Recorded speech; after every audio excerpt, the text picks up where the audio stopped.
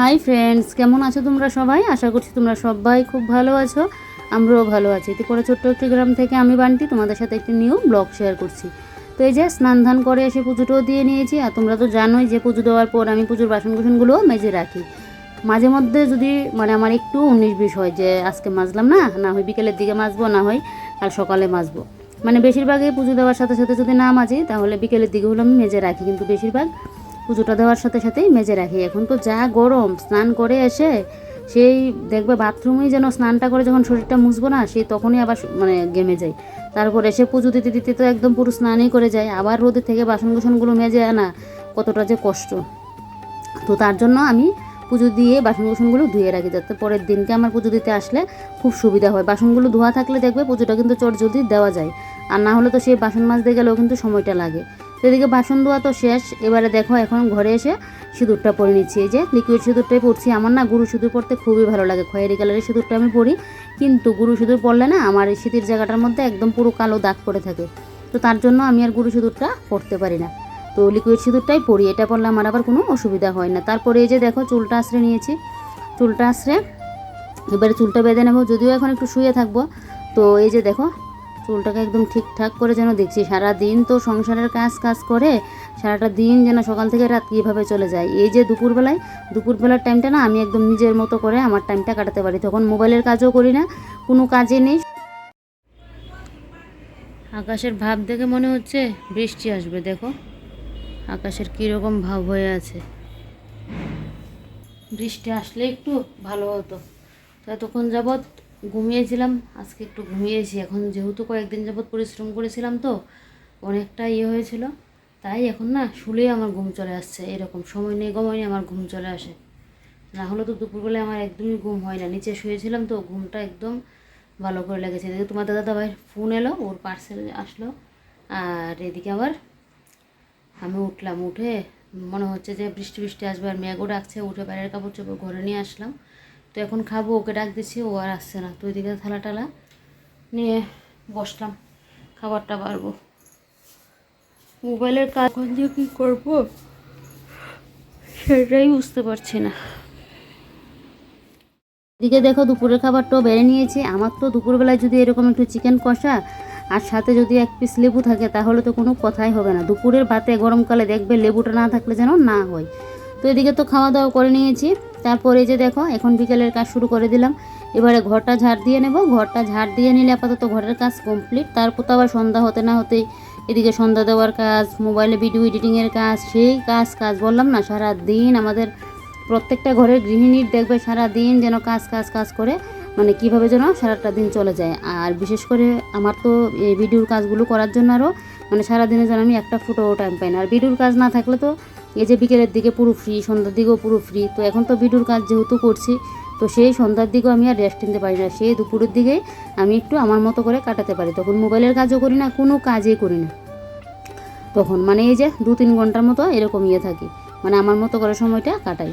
তারপর তো একটার পর একটা কাজ সংসারে শুরুই হয়ে যায়। তো এদিকে ঘর ঝাড় দিয়ে বাইরের এরকম অবস্থা দেখে এদিকে দেখো চার্জ লাইটটা চার্জে বসিয়ে দিলাম, কারণ কারেন্টের তো এখন ঠিক ঠিকানা নেই। আর আজকে এদিকে দেখো বরমশাই এখন গাছের মধ্যে জল দিয়ে নিচ্ছে। প্রত্যেক দিন তো আমি জলটা দিই গাছের মধ্যে, যদিও আমি প্রত্যেক দিন না, একদিন মিস করে জলটা দিই। তো আজকে যেহেতু ও বাড়িতে আছে, ওই দেখছি জলটা দিচ্ছে। আমি যেহেতু ঘরটা ঝাড় দিচ্ছিলাম, ও দেখছি দিচ্ছে। তো ভালোই হয়েছে। গরমকালে না একটা কাজ করতে গেলেই দেখবে সেই যেন পুরো হাঁপিয়ে যায়, যেন কত না কাজ করে ফেলছি এরকমটা মনে হয়। তো ও যেহেতু জলটা দিয়ে নিচ্ছে আমার জন্য খুব ভালো হয়েছে, না হলে তো এই জলটা এখন আমাকেই দিতে হতো। তো এদিকে দেখো কুমড়ো টগা গাছ হয়েছে, ফুল গাছ কত না গাছ এখানে যে লাগিয়ে দিলাম। আর এই যে দেখো আমাদের বেগুন গাছে আবার ছোট্ট বেগুনের কড়িও এসেছে এই যে। আর সাথে তো ড্রাগন গাছটাও আছে দেখলেই।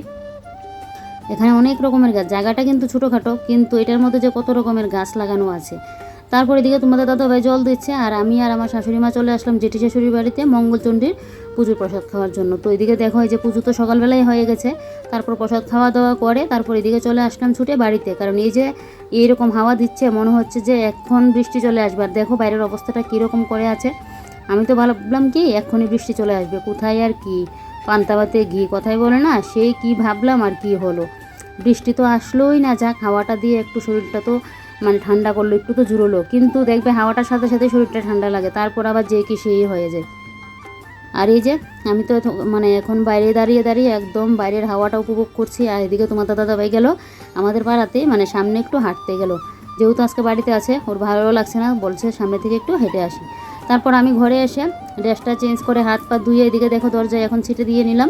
এবারে সন্ধ্যা পুজোটা দিয়ে নেব।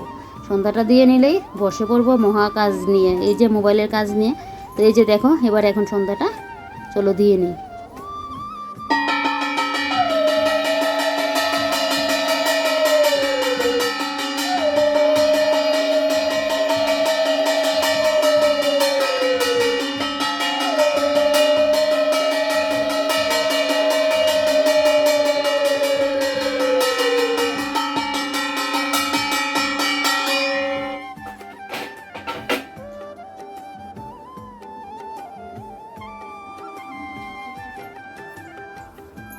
সন্ধ্যাও দিলাম। আর এই যে দেখো পয়লা বৈশাখের মিষ্টি, এটা কিন্তু পয়লা বৈশাখের একদিন পরের ব্লগ। হ্যাঁ, মানে এই ভিডিওটা তোমাদের সাথে শেয়ার করা হয়নি, তাই ভিডিওটা শেয়ার করছি। তো সেই তো যেদিনকে পয়লা বৈশাখ ছিল, দিন তো আমাদের বাড়িতে অতিথি এসেছিল। তো তারপরের দিনকে গিয়ে তোমাদের দাদাভাই খাতাপত্র নিয়ে এসেছিলো। এই যে দেখো উনি আবার আমাদের হালখাতার মিষ্টি ওটাও রেখে দিয়েছে, আমরা তো ঠাকুরের কাছে বুক দিয়েছিলাম, তো এই মিষ্টিটাও রেখে দিয়েছে, উনি আবার আমাদেরকে দিয়ে দিয়েছে। তো তোমাদের দাদাভাই বললো উনি মানে অন্য লোককে কেউকে প্রসাদ দিয়ে মানে দেয়নি কেন, যেহেতু আমরা আসিনি দিয়ে দিতে, মানে দিয়ে দিলেও তো পারতো। উনি বলছে না না, উনি ফ্রিজের মধ্যে রেখে দিয়েছিল প্রসাদ, তো তাই উনি আর তাই দেয়নি। কারণ অনেক সময় না আমরা বুক টুক দিয়ে আসলে উনি আবার দিয়ে দেয়, আমরাও বলি দিয়ে দিতে, কারণ অনেক সময় তো সাথে সাথে যাওয়ার হয় না, যেদিন তো যাই নিয়ে আসি। আর অনেক সময় যদি সাথে সাথে না যাই তো আমরা বলি যে দেওয়ার জন্য। তো এবার তো আর বলা হয়নি। আর আমরা ভেবেছিলাম পয়লা বৈশাখের দিনই সন্ধ্যাবেলার দিকে গিয়ে মানে সন্ধ্যাবেলার দিকে গিয়ে খাতাগুলোও আনবো আর বুকটাও আনবো। তারপর তো সেই আর যাওয়াই হয়নি, অতিথি যেহেতু আসলো। তো এবারে বুক নিয়ে আসলো, তারপর এখান থেকে একটুখানি চিমটি দিয়ে মিষ্টিটা খেলাম, তোমাদের দাদাভাইকেও দিলাম। তো মোবাইলে আজকে একটা ফুটাও কাজ হয়নি। অন্য সময় না মোবাইলের কাজগুলো কিন্তু আমি এই টাইমে করি, কিন্তু আজকে হয়নি। কারণ সন্ধ্যাবেলায় গিয়েছিলাম জেঠি শাশুড়ির বাড়িতে, আমার শাশুড়ি মা আর আমি মিলে মঙ্গলচণ্ডীর এই প্রসাদ খেতে। ওইখান থেকে আসলাম, তারপর সন্ধ্যা পুজো দিলাম। আর আকাশের তো এরকম ভাব, মনে হচ্ছে কি জানি বৃষ্টি আসবে, সেই তো বৃষ্টির আর নাগাল নেই, বৃষ্টি চলে গেল। আজকে না আমাদের এখানে কিন্তু মেলাও হচ্ছে, তিনটা জায়গায় মেলা হচ্ছে। ও আমাকে এবার বলেছিল মেলাতে যাবো কি না, কিন্তু যাবো না।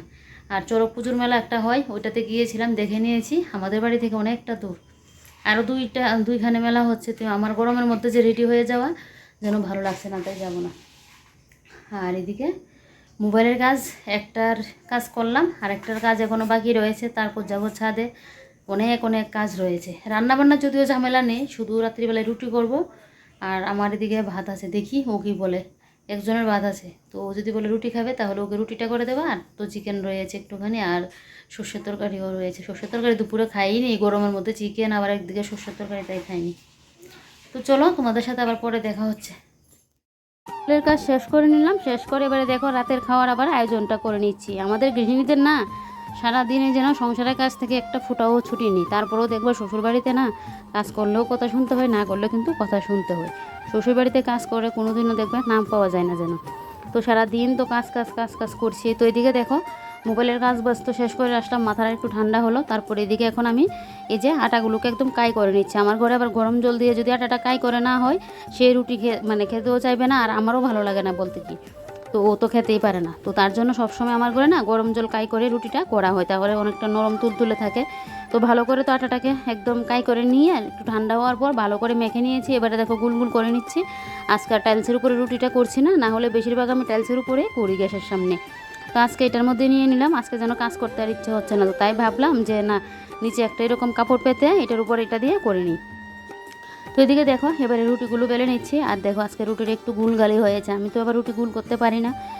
মানে এটা আমার একটা সমস্ত কাজ বাজ বিয়ের পরে শিখলেও না রুটিটা যেন আর আমি করতে শিখতে পারছি না। সেই এমনিতে রুটি কিন্তু পাতলা হবে একদম, বেশি মানে রুটি তো ফুলকোও হবে না, গুলও হবে না, কিন্তু রুটি কিন্তু একদম পুরো পাতলা হবে। যে ভারী রুটি হয়ে আছে এরকমটা কিন্তু হবে না, একদমই পাতলা হবে। যেটা আমার বর সবসময় পছন্দ করে এরকম পাতলা রুটি খেতে, তো তার জন্য আমি সবসময় পাতলা রুটি করি, কিন্তু গুল গালটা করতে পারি না, জানো তো। তো এদিকে দেখো রুটিগুলো নামিয়ে সাথে আরেকটা মধ্যে রাখছি, থালার মধ্যে। আর এদিকে এই যে আর এই রুটিটা হলে শেষ। তারপর এদিকে দেখো এখন রাতের খাওয়া দাওয়া শুরু হয়ে যাবে, রাতের খাবারটাও খেয়ে নেব। তো এদিকে দেখো দুইটা থালার মধ্যে রুটিগুলো নিয়ে নিচ্ছি। আর দুপুরের কিছুটা চিকেন বেঁচে গিয়েছে, তো এই চিকেনটা দিয়েই এখন রাতের খাওয়াটা হয়ে যাবে। একটুখানি চিকেন খেলে হবে, কারণ রাতের খাবার তো সেই বেশি একটা হয় না। তো তো দেখো এই চিকেনটা দিয়ে কিন্তু দুজনে খেয়ে নেব। মধ্যবিত্ত সংসারে না সে একটু মানে কি বলবো, সময় একটু কম দিয়েও খেতে লাগে, আবার সময় একটা জিনিস বেশি থাকলে তখন তো বেশি বেশি করে খাওয়া যায়। মানিয়ে নেওয়াটাই কিন্তু মধ্যবিত্ত সংসারে আমি মনে করি ভালো। সে মানিয়ে নিতে না পারলে দেখবে ঝামেলাটা কিন্তু হয়। তো দেখো যখন যতটা থাকবে ততটা দিকেই কিন্তু মানে ইয়েটা করা প্রয়োজন। আমি মানে ঠিকঠাকভাবে বলতে তোমাদেরকে পারছি না। যখন যতটুকু থাকবে না সেটা দিয়ে যদি সংসারটাকে চালানো যায় তাহলে দেখবে কোনো ঝামেলা মানে ঝঞ্ঝাল সৃষ্টি হবে না, না হলে তো ঝামেলা শুরু হয়ে যাবে। তো আমাদের গৃহিণীদের কিন্তু এটা মাথায় রেখে চলতে হয়, মধ্যবিত্ত সংসারে মানিয়ে গুছিয়ে নিতে হয় সময়ে। তো এবারে দেখো রাতের খাবার পর এদিকে বাসনকুসনগুলো এখন ধুয়ে নিচ্ছি, কাজ শেষ করে রাখবো, তো শরীরের মধ্যেও সুবিধা হোক, তাহলে কাল সকালের জন্য আবার একটু কাজটা কম থাকবে, মানে অতটা চাপ পড়বে না। না হলে বাসি কাজ করতেও তো অনেকটা সময় লাগে বলো। আর একা সংসার হলে এরকমই দেখবে, একটু যদি গুছিয়ে গাছিয়ে কাজগুলো করে রাখো নিজেই কিন্তু অনেকটা রিল্যাক্সে থাকা যায়। তো এদিকে দেখো বাসনকুসনগুলো মেজে মুখ টুক ধুয়ে নেব। আর আজকে এই যে ভিডিওর কাজগুলো করতে গিয়ে আমার উলট পালট হলো, মানে করা হয়নি, সেই আজকে যেন একটা পুরো ঝামেলা সমস্ত কাজের মধ্যে হয়েছে, এরকমটা হলো আজকে। তো এদিকে যাই হোক দেখো বাসনগুলো তো ধুয়ে নিয়েছি, এবারে টাইলসের এই পাশ ওই পাশ মুছে আমি এদিকে মুখটা ধুয়ে চলে যাব ঘুমোতে। তো বন্ধুরা আমার আজকে সারাদিনের ব্লগটা কীরকম লাগলো কমেন্ট করে জানাতে ভুলবে না। ভালো লাগলে একটা লাইক করে দেবে, অনেক অনেক ভালো লাগলে একটু শেয়ার করে দেবে। আর নতুন কোনো বন্ধু যদি আমার চ্যানেলে এসে থাকো তো আমার চ্যানেলটাকে সাবস্ক্রাইব করে পাশে থাকবে, পাশে থাকা নোটিফিকেশন একটা ছোট্ট করে ক্লিক করে দেবে যাতে আমার ভিডিওর নোটিফিকেশন তোমাদের এখানে চলে যায়। এবারে দেখো বাসন ধোয়া তো কমপ্লিট, এবারে মুখটা ধুয়ে নিলে বেশ চুলটা আসছে একদম পুরো সোজা গিয়ে উঠবো বিছানায়। আজকে যেন ভালো লাগছে না জানো তো। তো চলো আজকের মতো বাই বাই, তোমরা সবাই ভালো থেকো, সুস্থ থেকো অ্যান্ড সাবধানে থেকো। গুড